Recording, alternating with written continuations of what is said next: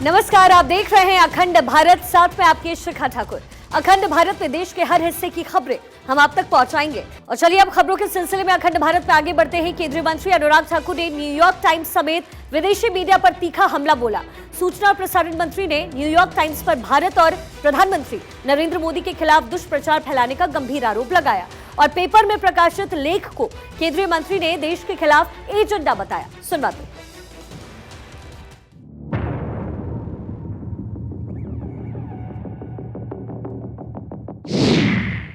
विदेशी मीडिया का एजेंडा, मोदी सरकार के खिलाफ प्रोपेगेंडा। विदेशी टूलकिट, देश का माहौल बिगाड़ने की कोशिश। न्यूयॉर्क टाइम्स को अनुराग ठाकुर ने लगाई लताड़। पीएम मोदी के खिलाफ दुष्प्रचार का लगाया आरोप। यह है न्यूयॉर्क टाइम्स, दुनिया का नामी अखबार, अमेरिका से छपता है। इस पर लोगों का भरोसा ज्यादा रहता है, मगर आजकल इस अखबार पर एजेंडाधारी होने की मुहर लगने लगी है और इसी के चलते न्यूयॉर्क टाइम्स निशाने पर है। दरअसल न्यूयॉर्क टाइम्स में जम्मू कश्मीर में मीडिया की आजादी छीने जाने का आरोप वाला एक लेख छपा, जिस पर मोदी सरकार ने जबरदस्त पलटवार किया। केंद्रीय सूचना और प्रसारण मंत्री अनुराग ठाकुर ने न्यूयॉर्क टाइम्स पर जबरदस्त हमला बोला। उन्होंने अखबार पर एजेंडा चलाने का आरोप लगाया। सूचना और प्रसारण मंत्री कश्मीर में प्रेस की स्वतंत्रता पर न्यूयॉर्क टाइम्स में प्रकाशित एक ओपिनियन को शरारती और काल्पनिक बताया। अनुराग ठाकुर ने एक के बाद एक 5 ट्वीट किए। इसमें उन्होंने न्यूयॉर्क टाइम्स के लेख को भ्रामक और भारत के खिलाफ दुष्प्रचार वाला बताया। अनुराग ने लिखा, न्यूयॉर्क टाइम्स ने बहुत पहले ही भारत के बारे में कुछ भी प्रकाशित करते समय तटस्थता के सभी दावों को छोड़ दिया था। कश्मीर में प्रेस की स्वतंत्रता पर एनवाईटी का तथाकथित ओपिनियन पीस शरारती और काल्पनिक है, जिसका एकमात्र मकसद भारत के बारे में दुष्प्रचार फैलाना है। केंद्रीय मंत्री ने न्यूयॉर्क टाइम्स पर करारा हमला बोला और ट्विटर पर लिखा, न्यूयॉर्क टाइम्स और कुछ अन्य एक ही मानसिकता वाली विदेशी मीडिया की तरफ से भारत और हमारे लोकतांत्रिक रूप से चुने गए प्रधानमंत्री नरेंद्र मोदी जी के बारे में झूठ फैलाया जा रहा है। ऐसा झूठ ज्यादा दिन नहीं चल सकता। अनुराग ठाकुर ने अगले ट्वीट में लिखा कि भारत में प्रेस की स्वतंत्रता अन्य मौलिक अधिकारों की तरह ही पवित्र है। भारत में लोकतंत्र और हम लोग बहुत परिपक्व हैं। हमें ऐसे एजेंडे से चलने वाले मीडिया से लोकतंत्र का व्याकरण सीखने की जरूरत नहीं है। कश्मीर में प्रेस की आजादी के खिलाफ एनवाईटी द्वारा फैलाया गया झूठ निंदनीय है। भारतीय ऐसी मानसिकता को भारत की धरती पर अपना निर्णायक एजेंडा नहीं चलने देंगे।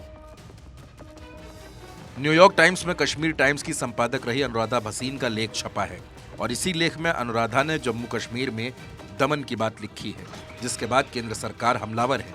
ये पहली बार नहीं है जब न्यूयॉर्क टाइम्स विवादों में रहा, लेख को लेकर आलोचना की गई हो, बल्कि अगस्त 2022 में न्यूयॉर्क टाइम्स ने दिल्ली की शिक्षा नीति पर लीड स्टोरी छापी थी, जिसके बाद बीजेपी ने पेड स्टोरी करार दिया था। वैसे देखा जाए तो पिछले कुछ दिनों से विदेशी मीडिया केंद्र सरकार के खिलाफ ज्यादा एक्टिव हो गई है। कुछ दिन पहले बीबीसी की विवादित डॉक्यूमेंट्री को लेकर बवाल मचा था। देश भर में इसको लेकर काफी हंगामा हुआ था। बीबीसी डॉक्यूमेंट्री के बहाने टुकड़े टुकड़े गैंग फुल एक्शन में था और अब न्यूयॉर्क टाइम्स पर एजेंडा चलाने का आरोप लगा है। मीडिया का काम है समाज में टॉर्च बियरर का काम करना, फैक्ट्स के जरिए रिपोर्ट फाइल करना, मगर आजकल खासकर विदेशी मीडिया में फैशन चल गया है एजेंडे के तहत प्रोपेगेंडा फैलाना।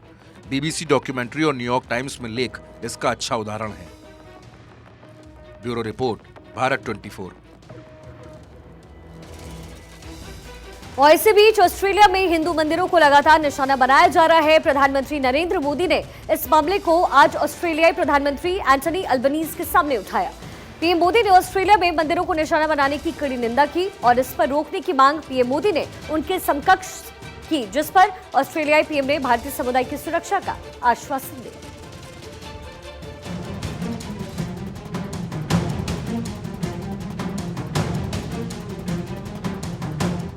ऑस्ट्रेलिया के प्रधानमंत्री एंथनी अल्बनीज भारत के दौरे पर हैं। दिल्ली में प्रधानमंत्री नरेंद्र मोदी और ऑस्ट्रेलिया के पीएम के बीच बायलैटरल मीटिंग हुई। इस दौरान दोनों देशों के बीच डिफेंस, ऊर्जा और शिक्षा के क्षेत्र में कई अहम मुद्दों पर करार हुआ। तो पीएम मोदी ने एल्बनीज के सामने ही ऑस्ट्रेलिया में हिंदू मंदिरों पर हो रहे हमले का मुद्दा भी उठाया। पीएम मोदी ने कहा कि पीएम एल्बनीज को इस बारे में बता दिया गया है और ऑस्ट्रेलियाई पीएम ने उन्हें भारतीय समुदाय की सुरक्षा का आश्वासन भी दिया है। प्रधानमंत्री एल्बेनीजी के समक्ष रखा और उन्होंने मुझे आश्वस्त किया है कि भारतीय समुदाय की सेफ्टी उनके लिए विशेष प्राथमिकता है। मंदिर पर हो रही तोड़फोड़ को रोकने का भरोसा एंथनी एल्बनीज ने दिया। पिछले कुछ दिनों में ऑस्ट्रेलिया में कई शहरों में मंदिरों में तोड़फोड़ हुई है।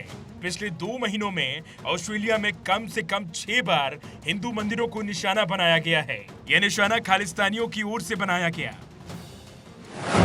4 मार्च 2023 को ब्रिस्बेन में श्री लक्ष्मी नारायण मंदिर पर भारत विरोधी तस्वीरें बना दी गईं।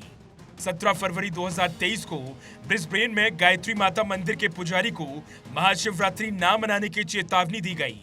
16 फरवरी 2023 को मेलबर्न के काली माता मंदिर में भजन कार्यक्रम के खिलाफ चेतावनी दी गई। 23 जनवरी 2023 को मेलबर्न के हरे कृष्ण मंदिर में खालिस्तानियों ने हंगामा किया। 17 जनवरी 2023 को मेलबर्न में श्री शिव विष्णु मंदिर में तोड़फोड़ की गई। 12 जनवरी 2023 को मेलबर्न के हिंदू मंदिर पर हमला किया गया। हिंदू मंदिरों पर बार बार हमला होने से पीएम मोदी काफी आहत थे। यही वजह है कि जब ऑस्ट्रेलिया के प्रधानमंत्री भारत आए तो उनके सामने ही पीएम मोदी ने यह मुद्दा उठाया। ऑस्ट्रेलियाई PM Anthony Albanese Mahatma Gandhi के समाधि स्थल पर भी गए, उनको नमन किया। इससे पहले एल्बनीज ने गुजरात में प्रधानमंत्री मोदी के साथ क्रिकेट मैच भी देखा तो मुंबई में आईएनएस विक्रांत पर जाकर आत्मनिर्भर भारत की सैन्य ताकत को भी जाना। इस दौरान उन्हें इंडियन नेवी ने गार्ड ऑफ ऑनर दिया। ऑस्ट्रेलिया के पीएम का ये दौरा काफी अहम है। इस दौरान दोनों देशों के बीच कई समझौते हुए, लेकिन इस दौरे के अहम उद्देश्य हैं दोनों देशों के बीच व्यापार, निवेश और रक्षा संबंधों को मजबूत करना। भारत और ऑस्ट्रेलिया दोनों देशों का हित एशिया प्रशांत क्षेत्र में है। भारत इस क्षेत्र में लगातार अपना दबदबा बढ़ा रहा है। इस बात से ऑस्ट्रेलिया भी परिचित है, इसलिए वो भी लगातार एशिया प्रशांत की जगह इसे हिंद प्रशांत क्षेत्र के तौर पर स्वीकार करता है। हालांकि ऑस्ट्रेलिया प्रशांत महासागर क्षेत्र में चीन की लगातार उपस्थिति से चिंतित है। भारत भी हिंद महासागर क्षेत्र में चीन की लगातार बढ़ती गतिविधियों को लेकर लगातार चिंता जाहिर कर रहा है। दोनों ही देश क्वाड के सदस्य हैं, जो कथित तौर पर चीन का प्रभाव कम करने के लिए बनाया गया है। इस दौरे को काफी अहम माना जा रहा है क्योंकि भारत और ऑस्ट्रेलिया के संबंध पिछले कुछ सालों से काफी मजबूत हुए हैं और इसके साथ ही भारत और ऑस्ट्रेलिया चीन को इशारों में संदेश भी दे चुके हैं। पड़ोसी मुल्क चीन को भारत ने बता दिया है कि उनके लिए ऑस्ट्रेलिया कितना अहम है। Bureau report, Bharat 24। देखिए, ऑस्ट्रेलिया के ज्यादातर मंदिर पर हमले और तोड़फोड़ खालिस्तानियों ने की। ऐसे में अब आपको दिखाते हैं कि पिछले कुछ सालों में दुनिया में कहां पर खालिस्तानियों ने मंदिर पर अब तक हमले किए। 23 जनवरी 2023 मेलबर्न में हिंदू मंदिर पर हमला बोला गया। 16 जनवरी 2023 ऑस्ट्रेलिया के विक्टोरिया में श्री शिव विष्णु मंदिर पर तोड़फोड़ की गई। वहीं 2 अक्टूबर 2022 में कनाडा के ब्रैम्पटन में भगवद गीता पार्क पर हमला हुआ। 15 सितंबर 2022 में कनाडा के टोरंटो में हिंदू मंदिर पर हमला बोला गया। और देखिए, इन दिनों सियासी सरगर्मी तेज है। कर्नाटक में चुनाव से पहले एक बार फिर से लिंगायत का मुद्दा गरमाता जा रहा है। एक बार फिर से लिंगायत का एक प्रमुख पंथ अपने समुदाय को अलग धर्म के रूप में दर्जा देने की मांग उठाने की तैयारी कर रहा है और इसके लिए किसी सियासी दल को निमंत्रण नहीं देने का फैसला भी उनकी तरफ से किया गया।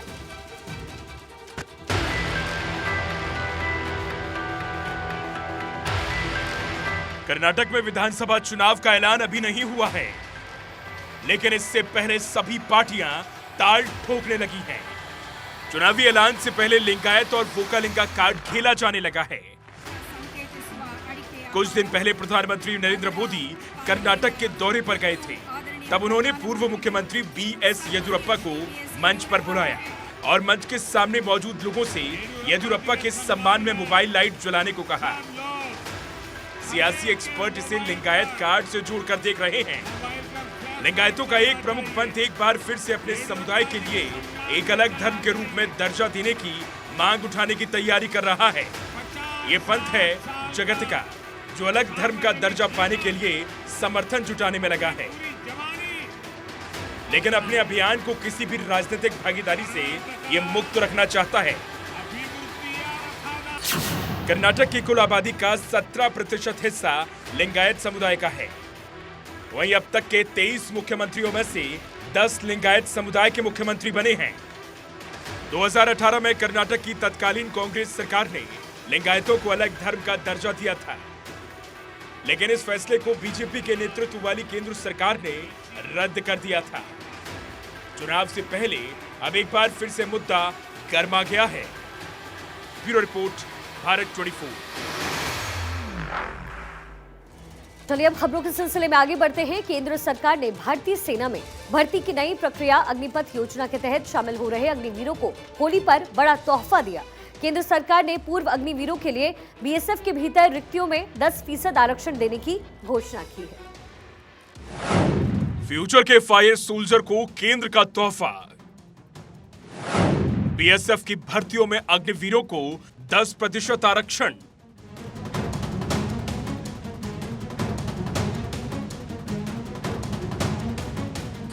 देश सेवा के लिए हमारे जाबाज बॉर्डर पर जुटे रहते हैं। देश को महफूज रखने के लिए रात दिन एक किए रहते हैं।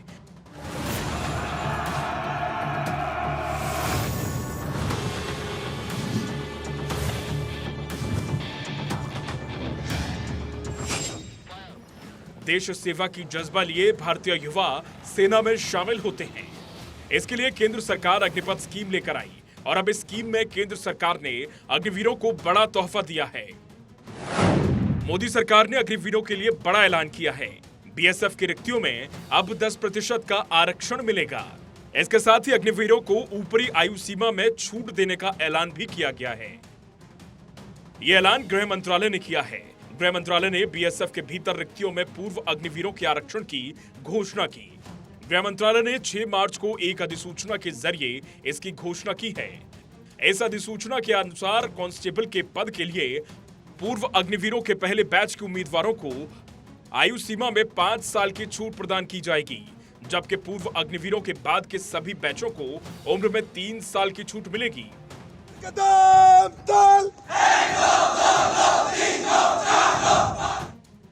सरकार असम राइफल्स और केंद्रीय अर्धसैन्य बलों में पूर्व अग्निवीरों को आरक्षण देने की घोषणा पहले ही कर चुकी है और अब बीएसएफ में भी आरक्षण का ऐलान किया गया।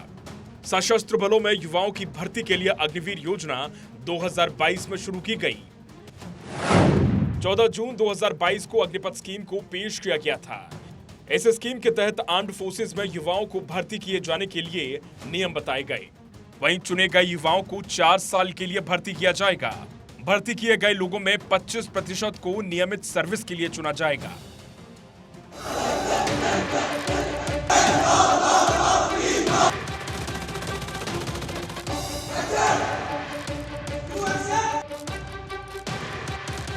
वाटर जैकेट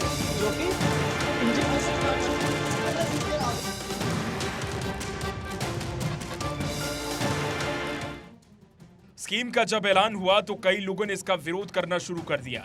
देश में कई जगहों पर उपद्रव देखने को मिला था। हंगामा देखकर सरकार ने भर्ती होने की उम्र की सीमा को बढ़ाकर 21 से 23 साल कर दिया। अग्निपथ स्कीम के तहत भर्ती 25% सैनिकों की सेवा तो नियमित कर दी जाएगी और बाकी लोगों को भविष्य के लिए प्रोफेशनल ट्रेनिंग दी जाएगी।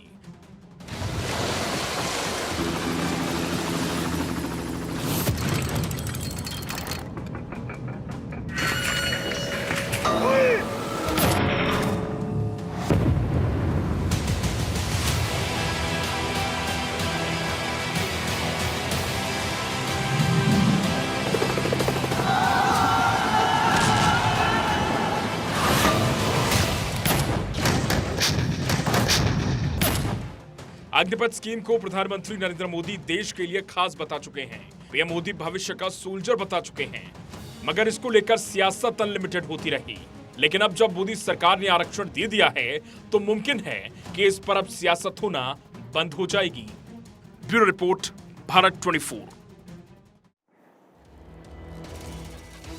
देखिए, पूरी दुनिया को प्राकृतिक आपदाओं से बचाने वाला सैटेलाइट निसार बेंगलुरु पहुंच गया।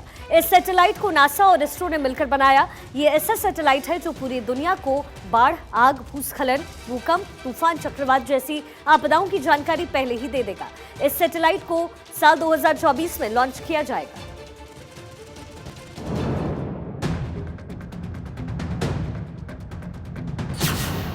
अमेरिका से भारत आया निसार, धरती की होगी निगाहबानी, मिलेगी कामयाबी। तबाही से पहले सैटेलाइट करेगा देश को अलर्ट। देश को आए दिन प्राकृतिक आपदा से दो चार होना पड़ता है और इससे आगाह करने के लिए भारत के पास कोई सटीक सैटेलाइट नहीं है।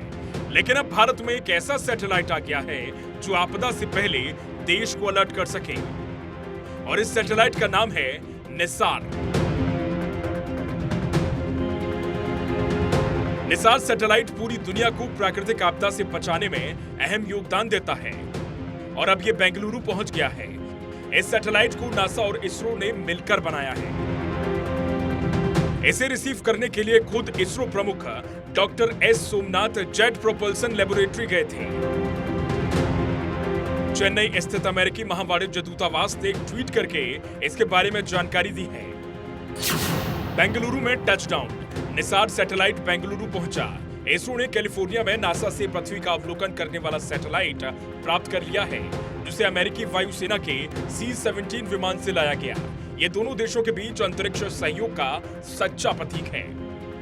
ये एक ऐसा सैटेलाइट है जो पूरी दुनिया को बाढ़, आग, भूस्खलन, भूकंप, तूफान, चक्रवात जैसी आपदाओं की जानकारी पहले ही दे देगा। इसके साइंटिफिक पेलोड में दो प्रकार के रडार सिस्टम हैं। निसार का पूरा नाम है NASA ISRO synthetic aperture radar. इसे बनाने में 10,000 करोड़ रुपए की लागत आई है। निसार एक ऐसा सैटेलाइट है जो पृथ्वी की सतह को पूरी तरह से एनालाइज करके डेटा तैयार करेगा। इस सैटेलाइट को 2024 में आंध्र प्रदेश के सतीश धवन अंतरिक्ष केंद्र से लॉन्च किए जाने की उम्मीद है। अब ये सैटेलाइट भारत के लिए इतना अहम क्यों है, आइए इसके बारे में आपको बताते हैं। 1979 से अब तक इसरो ने 30 से ज्यादा पृथ्वी अवलोकन सैटेलाइट लॉन्च किए हैं। इसका उद्देश्य बेहतर योजना, कृषि और मौसम से संबंधित स्पेस इनपुट हासिल करना है। निसार सैटेलाइट से भारत को ज्यादा अच्छी तरह से इनपुट मिलेगा। निसार सैटेलाइट में सिंथेटिक अपर्चर रडार लगा हुआ है। निसार सैटेलाइट से हाई रेजोल्यूशन की इमेज मिलेगी। निसार सैटेलाइट में एल बैंड और एस बैंड का उपयोग हुआ है। यह पृथ्वी की क्रस्ट, आइस शीट और इकोसिस्टम से जुड़ी महत्वपूर्ण जानकारियां देगा। निसार सैटेलाइट में बादलों के पीछे और अंधेरे में भी देखने की क्षमता है। निसार सैटेलाइट से व्यवस्थित रूप से पृथ्वी का मैप तैयार होगा। भूकंप, सुनामी और ज्वालामुखी विस्फोट जैसी आपदाओं की जानकारी ये पहले ही दे देगा। अमेरिका से आने के बाद निसार सैटेलाइट को टेस्टिंग और असेंबलिंग के लिए UR Rao satellite centre Bengaluru ले जाया गया। यह सैटेलाइट आधुनिक SUV के आकार का है, जिसे दक्षिणी कैलिफोर्निया में अमेरिकी अंतरिक्ष एजेंसी की जेट प्रोपल्शन लेबोरेटरी में विकसित किया गया है। इसरो प्रमुख एस सोमनाथ ने कहा है कि यह सैटेलाइट हमारी व्यापक संभावनाओं का एक उदाहरण है, जिसे दो अंतरिक्ष एजेंसियों के साथ सहयोग से भविष्य की परियोजनाओं में हासिल किया जा सकता है। इसरो ने इस मिशन का सपना 8 साल पहले देखा था और अब यह साकार होता हुआ भी दिख रहा है। सैटेलाइट बेंगलुरु पहुंच गया है और अगले साल यानी 2024 में इसे लॉन्च किया जाएगा। इसको लेकर के वैज्ञानिकों में खासा उत्साह है, क्योंकि भारत बहुत जल्द ही उन देशों में शामिल हो जाएगा जिसके पास प्राकृतिक आपदाओं के बारे में सटीक जानकारियां होंगी। Bureau report, Bharat 24।